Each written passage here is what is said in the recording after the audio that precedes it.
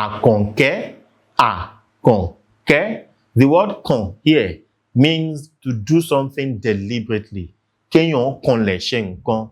To do something purposefully. To have a thing done very intentionally. And ke means to pet, to pamper, to cherish, to lavish with tender care. Therefore, an Akanke is a girl child to be specially petted, a daughter to be deliberately pampered. Intentionality must go into the cherishing of this child. Ọmọ tá a gbọ́dọ̀ kanlẹ̀ kẹ́. This child is too special, too unique to be cared for casually. She is not a random child. She is an ọ̀kan-ò-jọ̀kan, sui generis, unique. Therefore, we pamper her intentionally. We care for her very specially. We cherish you intentionally.